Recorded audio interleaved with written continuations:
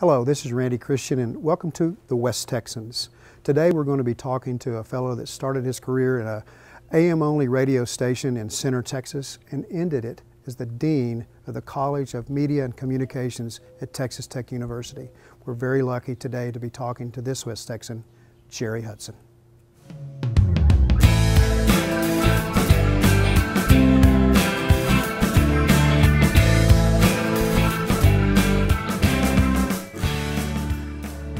Dr. Jerry Hudson, thank you for coming and spending some of your time with us today to talk about Jerry Hudson and Texas Tech and broadcasting. And I know you're a busy guy now.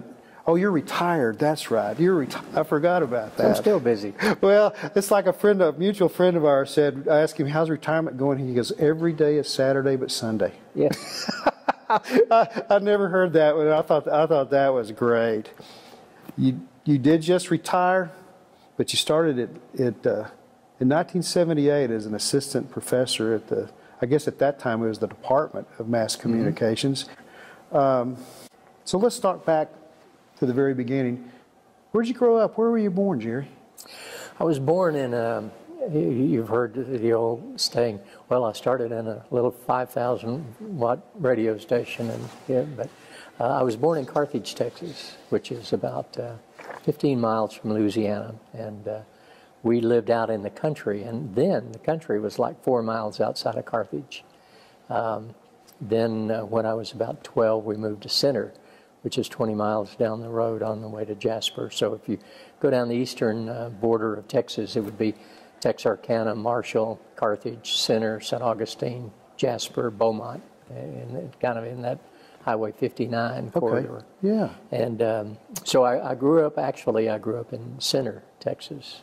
So you left Carthage at a pretty early age, yeah. I suppose. Yeah, so where did you go to high school? Did you go to Center High? I went to Center High. Well, how many students were there at Center? Rough Rider. Well, Carthage was about 5,000 population, so was Center. So we were in the same conference, the same district, athletically. We had freshmen through seniors, was about 420 students in both schools each, and so they're about the same size. Well, that's a pretty decent sized school for a little town like that, a little area like that. There was no 5A at that time; it was just 4A. So we were 3A in terms of classification. We were at the very bottom in terms of student enrollment to classify for 3A. So we were in the same district as Carthage, Gladewater, Kilgore, Nacogdoches. Nacogdoches and Kilgore was big at that time, and then Longview Pine Tree was in that district. So it was pretty tough. So what kind of kid were you growing up in high school? As I said, athlete, nerd. You're bound to be a chick magnet when you were back in high school, I would think. I think we all like to think we were chick magnets. I'm not so sure about that. Yeah. But when you're in a small school, you play everything. I see some of the same names at Littlefield and Cooper. Cooper used to be small, but now it's gotten large. And so I played everything, basketball, and so I earned letters and everything that we had to offer athletically. I thought I was a real good athlete. I played varsity and everything for 3 years. But when I graduated, I went to Baylor for 1 week, and on a baseball scholarship, supposedly. And I weighed 140 pounds, and I was a catcher. Oh, my goodness. There was a guy from Kilgore named Buddy Humphreys, and he went to Baylor, and he was a catcher. And he could throw second base on his knees better than I could jumping up. And so I looked around thinking, I'm a big-time all-district guy here. And then I started looking at some of the others, and I said, I'm way out of my league right here. So I left. I went to Panola Junior College after that for a year. So anything memorable in high school that that comes back that you can think about when you're during your high school days? Obviously athletics, but was there anything that you remember back then? I imagine it was obviously very different than it is today in high schools. It was. Of course, I was in a small school, so you knew everybody and you knew all the teachers, and they knew everything about you in a small town. So if you wanted to do something and think you're going to get away with it, your parents would know about it about the time you got home if it was something that you weren't supposed to be doing. But looking back at that, was there any teachers or coaches that made an impact on you, and maybe that kind of set a standard for you, for that you can even think about? We had being from Center, you either went to one or two colleges, Stephen F. Austin or Baylor, and we had a couple of people from Center who went to Baylor. Dale Schaffner, who later played for San Francisco and the New York Giants. He was a wide receiver, played for them, and so he had a great impact on me in terms of athletics. And obviously he didn't go to school there. He graduated some time before. He graduated from college before I graduated from high school. But he would come back and talk to us, and he was always very positive and said, just do the best you can. If you are going to play something, you do the best you can, and it's for the team. And so I've kind of kept that attitude. Very simple but powerful. Yeah. And he said that, and he didn't say there are no I in team, but he said, if you want to be successful, your team must be successful. And so he would talk to us things like that. And he had a deep voice, and so we could. Probably a pretty good sized guy too. Well, he was a thin guy. I remember our biggest football player, our tackle, was 185 pounds. Oh, yeah. And I remember Utah State at one time had a larger line in 1958. They had a larger offensive line than several pro teams, and they averaged 250 pounds. So Schaffner was, I'd say Schaffner's 6'1" and maybe 180 pounds, 185 pounds. Yeah. So for pro, that would be considered kind of small, but really a nice guy. Did you have a car? I did have a car. As soon as I got old enough, I worked at the Dairy Queen, probably illegally. When I was 14, I started working at the local Dairy Queen in Center, and I had to have a car to get to work. It was a '53 Plymouth, two-door. Oh, that's a beauty. Well, you'd like to have that one back, wouldn't you? Yeah, and then I got a '55 Ford. And oh, wow. I was 2 years old, but of course then you had to have the tail of it, the back of it had to be low, and you had to have Smitty pipes on it. And make as much noise as possible for who knows why, or what reasons, other than that was a thing you were supposed to do. And you slump down and let the window be right here so you could look out and be cool. Look out, peer out your eye. But when did you remember your first encounter with broadcasting? We had a 1,000-watt AM daytime radio station, KDET, in our city, and Jack Bell was the guy who had been there forever and was there a long time after that. And he used to bring us down to the studio and interview us live on the air. And he had an old Collins board, and he stood up. And so it was kind of this high, but the board was about this long. Mm-hmm. And it had all kind of dials on it. And then he had a pegboard behind him, and all the commercials were on reel-to-reel tape. And so he would just talk louder as he would walk back and take a commercial off and cue it up on a reel-to-reel tape machine and play it. And while he was talking to us on the air, he was actually on the air when he did that. So he had two tape machines. If he wanted to play 3 commercials or 4 commercials back to back, he had to take those off and thread them up while he's talking. That's hard to believe, isn't it? Yeah, and I sat there with my mouth open, and I'm sure he'd ask a question, and I would say yes, no, I don't know, things like that. I didn't add much to the conversation, but I was in awe of somebody who could do that, and so. Just his dexterity, or the radio business too, just the radio business. And then after I graduated, he wanted me to do some help play-by-play, because the first thing I did play-by-play on was basketball, and because I already know all the players on your home team, and so he told me some of the lingo, and so I got to. He would tape basketball games at night, and then he would play them back the next morning on the air, because we were a daytime radio station. Okay, yeah. So that was how I got started in it. So you were pretty quickly bitten by the broadcast bug, weren't you? There was a friend of mine who was in radio for a long while, Jack Russell, and he went by the name of Scott Blake on the air. And so he worked at the Dairy Queen, and then later worked at the radio station. He later went to work for a company called the William B. Tanner Company that makes jingles. I'm very familiar with them. In Memphis, and he worked for them for 5 or 6 years. And so then he came back and bought a radio station, and he's now retired. But. So you started out in your hometown at the KDET, Mm-hmm. a daytime AM, and then you go off. Have you graduated and have you started your college education at that time too? No, I was going to be a world famous disc jockey. Okay, yeah. That station, I was actually only doing part-time work there because I really sounded bad. You know. Probably I talk like this. Yeah. A little high pitched to you. I still have the first tape that I ever made. Not the first air check, but the first tape that I ever made, and it was really bad. But I don't let anybody listen to that.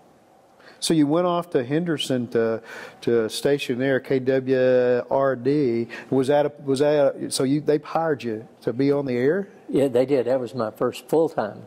But they were easy listening throughout the day. Oh, so you could talk until like 3:30 in the afternoon when school was out. Then I got to play some rock and roll music. But that was there. I worked there when Kennedy was assassinated. I was on the air when Kennedy was assassinated, and then I came back to work. I had Saturday off, and I came back to work on Sunday, and that's when Jack Ruby was shot. And so I wish I'd kept some of the UPI wire things that came across. Rip and read. The days of. I remember the bell just ringing. You know, when it was an emergency or something urgent, the bell would ring, and I could hear it down the hall. And so I'm thinking, I'm busy playing rock and roll music. I don't need to. Now, for some of those people that probably have no clue what you mean by the bell ring, you might explain how you got the news in those days. Well, yeah, it was. It's kind of like a typewriter, and there was a box of folded paper that would fold like this, and so it would just feed the typewriter, the UPI press machine, and so when there was something urgent, a bell would ring on that machine, and which let you know there's something that you need to pay attention to, and so it was just ringing, and finally my program director called and said, "You need to go check your wire service. You haven't said anything about Kennedy being assassinated." And I said, "What?" You know, I just didn't know about it. So. And that was a full-time job at that time. Yeah. So that was you were going to be the next great Wolfman Jack or something. Somebody like that. Yeah, somebody like that. And then you leap all the way over to Grants, New Mexico. Yeah. There was a guy from Center named Tom Foster. And Tom Foster owned Grants, New Mexico. He owned radio stations in Blythe, Brawley, and Indio in Riverside, California. And then he owned KGUN TV in Tucson. And so he sold all of the stations in California to Dick Clark. And so he was in the process of and he sold KMIN in Grants, New Mexico to the newspaper guy, which at that time they allowed the newspaper to own broadcasting properties. So he sent me out along with another guy to help close out these facilities. And so when we got to Grants, which was the first one, the guy made me an offer to stay there. And I said, sure, because I sold advertising then and was the assistant station manager. And you were on the air too? Yeah. Well, yeah, you did it. Well, that was pretty much the standard operating procedure for radio, especially smaller radio stations. And it was a daytime station too. Oh, okay. So you had your nights free. Yeah. Well, I did. We did the same thing. We had an agreement with a cable company where I would do play-by-play high school football and basketball and broadcast it on a channel on the cable system there that they had there. But we also in the latter years, we would go out and watch football games on Friday night and I would chart it out on paper, and then come back the next morning and recreate it. Recreate the broad. Yeah, and with That's crowd great. noise in the background. It just had a vivid memory of the night before helped a little bit too. And there was a guy named Bernie Bernard who was there. Bernie Bustos was his real name, but his air name was Bernie Bernard. And I talked to him recently, and so he said, you need to go to the website of KMIN, and I still have a picture. I was called Hud Brannon then. Okay. And so the picture, one of my picture is still on the website from the 60s. That's neat. And That's so really neat. He said, I tell people all the time about you recreating. I said, well, Gordon McClendon could do it in baseball, but it wasn't anything near what Gordon was doing. But it was fun, and we made money. I was selling advertising. So you there's a little extra. You had to revenue. do that because you wasn't making any money. Air personalities didn't make much money at all back then. But then you come get your foot into West Texas up in Amarillo. And I have to disclaim this. That's where I grew up, so I know a lot of these stations too. Yeah. Well, you may recall, I didn't go to college at that time, but I did spend 1 year at Panola Junior College, and so I thought that's in Carthage, and so I realized that most of the people I called on who owned businesses had college degrees, and they would always say, "Where'd you go to college?" And I said, I'm going to college right now. Went to Panola Junior College. Yeah. And it's where in the world is that? So to work at a radio station at night while you could go to school in the day, you had to have a first-class license. So I went to the Elkins Institute of Radio Technology and got a first-class license, and then there was a guy named Ray Ruff who owned radio stations in Tulsa and Wichita Falls and Amarillo, and it was KIXZ. And you had to have a first-class license, and so I went to work for them and worked at night there for. What was their format then? Because they changed it. It was rock and roll back then, if I remember right. Jerry Coleman was the program director. I did not know that. Yeah, but he left almost immediately. He had got another business venture, I think, and so he left broadcasting for a while. So then to KPUR, which was another station in Amarillo, but that was KPUR rock and roll at that time? They were all pretty much rock and roll at that time. Yeah. So you went over to KXZ, you went over to the dark side as far as KIXZ was concerned. Well, there was an interim. That was about the same time Stanley Marsh bought KVII TV. Okay. And so I was one of the first people who worked for Stanley Marsh because and I was actually in production at that time. So I worked at the TV station. I did voiceovers, and I did the breaks. You recorded the breaks on reel tape, and the station identifications and some public service announcements and things like that. Because I was more flexible doing that, and when you're working night on radio, it's 6 o'clock to midnight. And that's a long time. That's a long time. Yeah, to sit there and play the same records over and over and try to be funny and entertaining. So TV was a break, and then I went to work for KFDA. Alan Schifrin, the Bass brothers owned that television station. So I did part-time sports over there and did some weather. And then I was also an engineer with the first-class license. There was no way that I could repair the transmitter, but I had to have that license to take meter readings. So that's my first memory of Jerry Hudson as a sports guy at KFDA. Oh, do you remember that? Oh yeah, I really do. Because KFDA. KFDA and KGNC were the big dogs in that town. KVII, as you said, they'd probably not. When did they sign on? What year did it? I don't know when they signed on. ABC. They were already in. John Tyler was the station manager with. Tallest tower in Texas. Yeah. And so I think Amarillo afforded me an opportunity to get an education and to get a lot of experience doing different things. So you started your college education when you were in Amarillo? West Texas. That was the reason to come. West Texas State. So that I could go to West Texas A&M and I became friends with Dwayne Thomas, the Oh, yeah. famous running back from West Texas A&M. Didn't know Mercury Morris that well, but there was a guy named Thompson who was very fast and was first-round selection under Kerbal. Joe Kerbal, who was the football coach there. Joe Kerbal is quite an interesting character and a legend in that part of the world. When they had some incredible football teams at that time. What kind of radio or TV or broadcast or media department did West Texas have at that time? They had some. It wasn't had a little 10-watt radio station.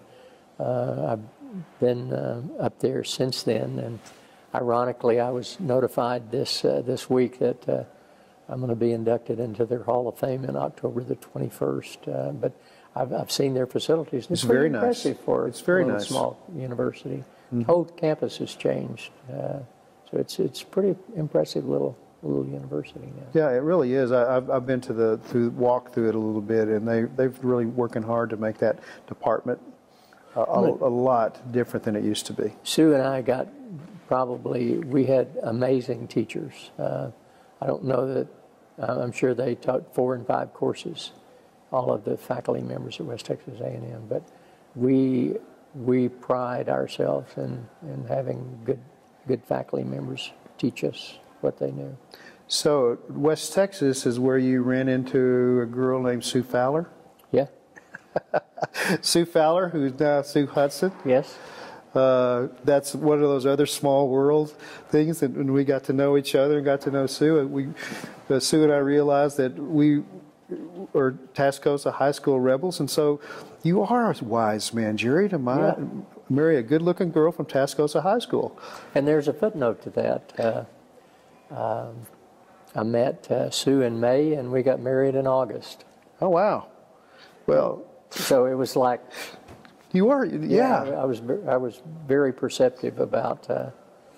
I teased Sue. I said I was still acting like 15, 16-year-old, and she was acting 30 and 35. She's always been much older than I have in terms of attitude. Attitude, maturity. Yeah, like I always tell my friends, when you look at the friend's wife, I said, "There's no question we all outkicked our coverage." On that. And we're at 48 years, celebrating our 48th year of marriage. Oh, that's great.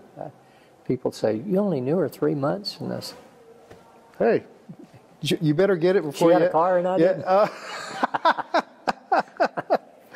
So you're still working in broadcast. You're going to West Texas. Where was that turning point, that defining moment that said, "I want to pursue a career in higher education. I want to teach"? I guess it's probably this most simple way to put it. Well, I got my bachelor's in '71, and there were 2 faculty members there that encouraged me to get my master's, and so in 1 year I got a master's in '72 while Sue was finishing her. We had a son in '71, so I went to school 12 months out of the year, and I already had a 1 year Panola Junior College credit. So I actually graduated. I only went to school there 3 years, and then got my master's in 1 year while she was finishing her degree. We got married in '68, and our son was born in '71. And so as I was trying to decide what I wanted to do, you realize that television on the air is a nighttime job. And, that's true. So I've seen people who struggle with trying to find time for their children. And so I chose at that point, I said, I can get a job somewhere teaching with a master's degree. And a man named DeWitt Holland hired me at Lamar University in Beaumont. So it was primarily quality of life decision. And a family decision. You want to spend time with your family, instead of being on the air at from 10 to 10:30 every night. Yeah. Yeah. So Lamar University, you go down there, and that's where you got your master's? No, I got my master's at West Texas A&M. Oh, and then you went down there to teach? I went down in '72, and in '75, it became obvious to me that if you're going to make the step in professorial rank, you had to have a doctorate. And so I took time off one summer and went to North Texas and got 1 year behind me. And then the next year, in '76, I said, I want to take a semester off. And so they gave me a leave of absence to go one semester, and then I said, I'd really like to take another semester, and then summer. So I had 15 hours of doctoral work in the fall and the spring, and then 15 hours in the summer, and the other summer that I'd already been up there. So I really only lacked a dissertation at that time. And then I heard that Billy Ross was building a program out here, and Sue's family still lived in Amarillo. So in '78, I still lacked the dissertation, but we moved back out here to join the Texas Tech faculty and some of the amazing things that Billy Ross was building in this program. And I finished my doctorate in 1980, and I guess from that point on, I began to see some opportunities in administration. So we're going to leap forward. You're now after 37 years? I was at Texas Tech for 35 years. 35 years. Mm-hmm. And you're leaving behind a pretty nice legacy. I'll say that. You're probably too modest to say that. You're hundreds of talented and bright young, and I'll say tax-paying citizens now that are making a living probably in broadcasting, or at least doing something within the media. But would you agree or disagree that probably the thing that you're maybe most proud of is that new building that they finally, you moved the mass comm and it became a college, mm-hmm. and now have a PhD program. But that building had to be when did you start trying to make that happen? Well, I didn't want to move in that building. Is that right? No, I didn't. We shared the mass communication building that Wendell Mays and Clint Formby were responsible for, and that Billy Ross oversaw the construction building of that beginning in 1970. So, and when we moved out here in '78, they had completed it in '75. It was kind of an empty building, but communication studies at that time, speech was, I said, we're going to put speech in that building. You're not going to be together academically, but we're going to put speech in that building too. So it took some square footage away. So when business moved out of the old business building into their new building, I began to champion the idea that why don't you move speech over to that old building, because it was supposed to be a classroom building. And then Grace Hernandez, at that time she was with Dr. Bailey, and she had a call and said, Grace Hernandez wants to make an appointment with you. And I'm thinking, oh my goodness, now what have I done? Because Grace was the person who would deliver the bad news that you're not wanted anymore. Yeah, she's the one with the sickle and the big and thank you very much. And cape on. This gentleman will help you out of the building. Yeah, here's your box. Yeah. So I thought, well, what have I done now? And so she said, I understand you don't want to move in their building. I said, no, we want this building. We want everybody out of this building, so move it out. And so she said, well, how much space do you need? And we began to look at space. She said, have you ever been in that building? And I said, maybe twice. She said, why don't you go over there and walk around and look at it and see what you think about it? And so I did, and then I began to realize. And she said, well, I'll put it this way. We've got other plans for this building. And so it became evident that I didn't have the final say in this. Yeah. So, you better get the lock in this building. Yeah. And so that was one of the things that you realize in academia. You can say, well, I want this and I don't want that, but somebody's always a little above you who are going to say, well, I'm sorry, but this is the way it's going to be. So then it became, well, let's see how we can negotiate. Turned out pretty good, though. Yeah, it turned out really well. But that wasn't really the highlight of my tenure at Texas Tech. It's the Department of Mass Communication that was formed with Billy Ross in 1970 was supposed to be a college or a school. Dr. Ross always wanted to call it school because it's practical, school of medicine, school of law, and not a college. But as years pass by, you have more prestige if you're a college because it suggests a higher academic standing and not more of a professional type of applied science. So we had a struggle when they formed the Department of Mass Communication. They took advertising from business because the new dean in business thought advertising was too applied. And then they took broadcasting from the speech department, and journalism was already there, and made the Department of Mass Communication, that Dr. Ross.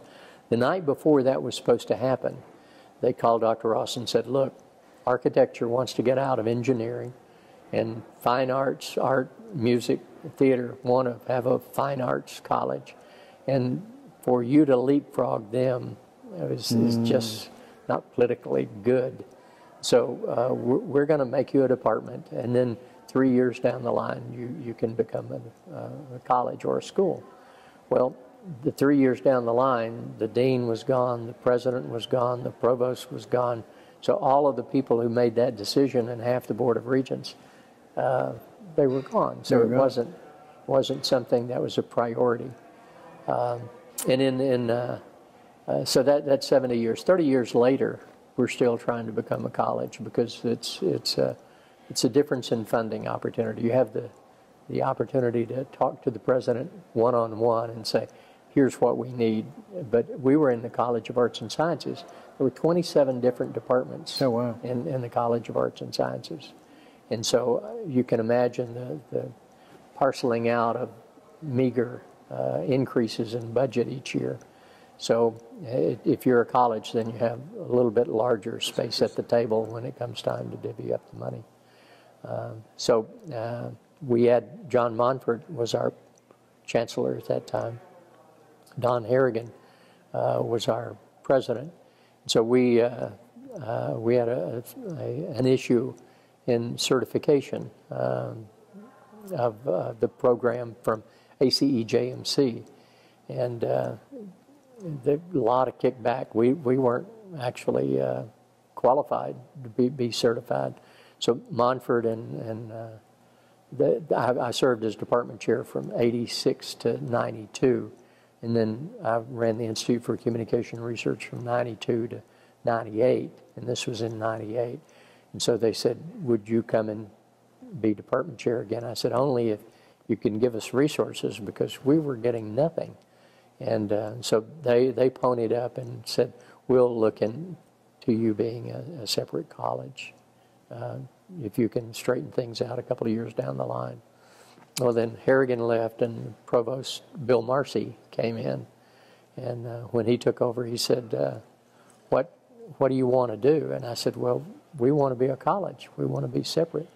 And so he said, put together a budget and tell me justification of why it would be good for you to do that. And so I went back and met with him. That was in 2003. And he said, well, if you'll raise the money to get whatever cost it's going to be for you to make the change. And I said, well, it's not just the cost, because the cost to make the change is going to be perpetual. So whatever it takes then, you're going to have to pony up every year, and then plus some every year. So he said, how much will it take? And I said, about $600,000 for us just to make the change. And he said, okay. And he said, but you can't be a separate college if you don't have a doctorate.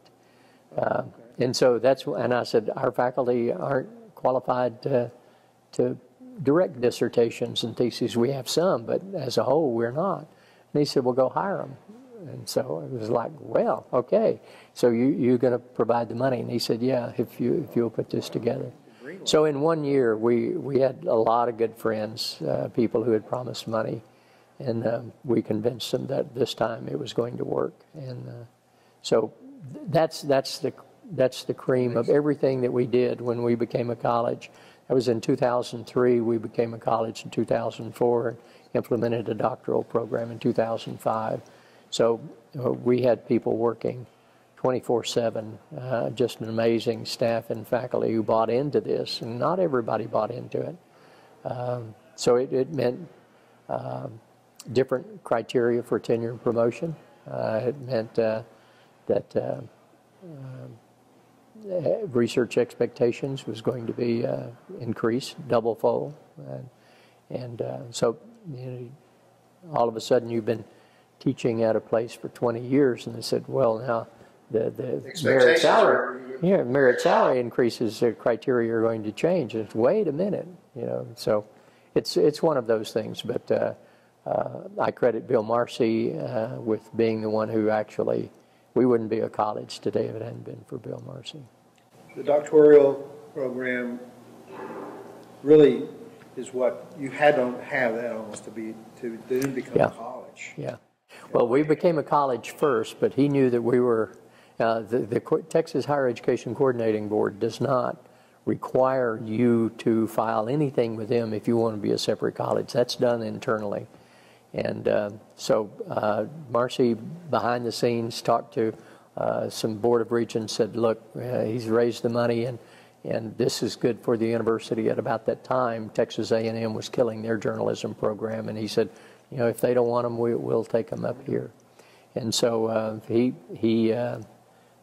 did behind the scenes and got us into the Board of Regents. Yeah. But now to get a doctorate, you had to get Texas Higher Education Coordinating Board approval. So we got that passed in 1 year, which was still an amazing feat. Oh, really? So in 2 years, we became from a department to a college, and then offered a accepted our first. That did all happen pretty rapidly once you got all that in place. And people would say that that's never happened in any discipline before for you to become that quick, because you had to have qualified faculty to teach. Which means that obviously that a lot of qualified faculty, a lot of changes going on, and a couple of questions I want to ask you that just. I'm going to have to kind of state them because I want your opinion on it. And those last two questions I ask you about the changes that have taken place in mass communications, whether it's advertising or journalism, that from your days at the station in the center, now we have instantaneous communication. We talked about before, you had to rip it off the teletype and run in there, and when the bell rings, and that no telling how old some of that news is too. But today it's instantaneous, and now you have the students that are in a whole world that they don't even understand some of the things that we were talking about before. With that in mind, I want to ask you a question: how does mass comm educators go about teaching their students the good, the bad, and the ugly, that power of that instantaneous cyber communications now? Because it's a very different. Yeah, it's difficult. We moved KTXT radio over into our building from the old journalism building, and when I walked in one day, right after we'd moved in, and there were no turntables, and there was hardly any. There was the control board was about this big, and I talked about the Collins board being so wide. And I said I couldn't function in this. I wouldn't have the slightest idea about getting anything on the air. And it is an instantaneous type of thing. And I think right now we're more educated about sensitivity to things in media, because it does impact us a lot. Because it's a lot of erroneous things that get out about us, about candidates, political candidates, about things that are going on in the world that may or may not be true, because you don't know who's posting it on Facebook or Twitter, and you don't have to have any credentials to do that. So I think it's a more difficult task. I worked at Channel 10 in Amarillo, the KFDA, when All in the Family first went on. We thought we were going to get all kind of calls about All in the Family. 60 Minutes also debuted that same year. So you've got a bigoted guy in Archie Bunker that I think would not be accepted in That's today's. not much of a filter. No, and you know, it was funny at that time. So we thought it was supposed to have been a program to look at satire and change our attitudes about race and about some of the bigoted things that he would talk about. And then you had the pristine the 60 Minutes program that was supposed to be everything double checked and I's dotted and T's crossed to make sure that what they put on the air was the truth. And I think today I hear and see a lot of personal information, personal opinions getting into some of the news, and it's difficult. I listen to a lot of news on the radio, but and I sometimes try to count the number of personal comments that people make. So I think it's, in a way, it's very good because we know instantaneously. I was talking to Linda Rutherford about they've got tons of pieces of technology. Linda is the head of marketing for Southwest Airlines. Okay. And so she's a graduate of ours. But she said that they check on Twitter, they check on Facebook, they check on anything in social media of what's being said about Southwest Airlines. So when they had the shooter in the Los Angeles airport, the pilots reported people running out onto the tarmac because they were clearing people out of the building. And so immediately they began to Twitter and send social messages to the customers who were in the airport and saying, this is what's happening. So it really was a very positive thing, and they communicate with people instantaneously on that. They did the same thing recently when their computers went down 2 or 3 years ago. You know, whether it's good or bad, at least they know what the problem is. As an old advertising sales guy, I got an advertising question for you too. Now that there's 180 cable channels, satellite radio, Pandora, a huge stable of digital marketing tools like Facebook, Twitter, and other social medias, is it hard? Are the days of advertising agencies creating campaigns that will literally instantaneously get customers to flock to their stores and achieve kind of ROI goals that when you only had 2 or 3 stations in a newspaper? Is that more difficult for you to create that advertising campaign that's going to reach that market that you know you need to, because there's so many different variables as far as the media that you can choose to send that message out? Yeah, I remember when online advertising began to make a little dent in the revenue budgets of advertisers. Excuse me. I haven't talked this much in a long while at one time with that. I remember when the online advertising budget began to creep up and take notice of how much money are we putting online. I think the media are very fragmented. It's very personal, one-on-one a lot. And it's not the mass distribution of advertisements that we used to watch on television. I really don't know. I'm not a person that's kept up with the advertising, but I would imagine that it's been something that has been welcomed. If you've got a product that you're trying to get out to somebody, it seems like that you can get it out to a more targeted audience than just mass audience who may or may not be potential consumers of your product. And there seems to be data that's compiled almost on a daily basis that will give you the opportunity to reach prospective candidates for selling your product. It's niche marketing, I think, is the name of the game now, instead of mass wasting my dollars.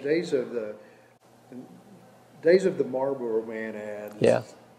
are kind of maybe be a bad way to put it, better dead. Yeah, Those blockbuster literally. TV spots that we all grew up with that changed the world and put a brand or a product on everybody's mind instantaneously through TV is kind of not there anymore. You know, it is refreshing to see some of the products that we used to hear advertised and seen. Barbasol, for instance, and they have. I think they have a great jingle. You know, Close Shave America, Close Shave Barbasol. Okay. And now they sponsored the golf tournament last week.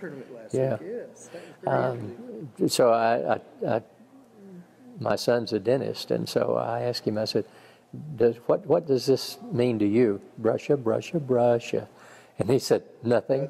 Nothing. New Ipana toothpaste. I don't know if you remember that. Yeah, I didn't remember those Ipana, but I remember the deal. Just in closing, Jerry, once again, thank you for sitting there and taking time with us. But when you look back at your career, and do you ever feel like just kind of have to scratch your head and say, how did a kid from Center, Texas, get all the way up to be the dean of a college, a mass communication college at a major university? That's kind of take you back, maybe thankful and reflective, but just reflect on that. You know, I've had so much help all the way through my career, even from Jack Bell in Center, Texas, giving me an opportunity to do play-by-play and doing it well enough that he would ask me to come back and do it again and again. People who would let me try new things in sales and being on the air and trying new ideas about packaging things together in packages for clients when I was selling advertising. And then when I got in education, DeWitt Holland was the first department chair I had down at Lamar, and he let me do a lot of things that I'm sure I made a lot of mistakes. I had a passion for making sure that I thought what I was doing was preparing kids for careers in broadcasting or journalism. And they were giving, whether we think that they're going to be successful or not, giving them what I thought were the skills and the knowledge for them to be the best that they could be. And of course, you're not going to make a lot of money in media. I'll give you one example. David Sears, who is doing sports now at KSAT in San Antonio, used to work for KMAC as a videographer, and he wanted to do sports. David graduated, I think, in 1986, and he said, how can I be a sportscaster? And he sounded about like I did from when I first started in Center. And I said, get a job in radio, and nobody's going to give you a prime time, so you'll probably have to work midnight to 6 in the morning.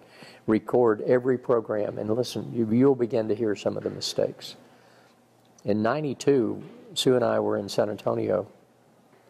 There was a live report from the Alamo Bowl of a basketball game that the rain had come and the roof was leaking.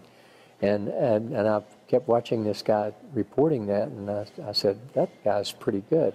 And then at the end he said, this is David Sears. And I said, my gosh, he made it.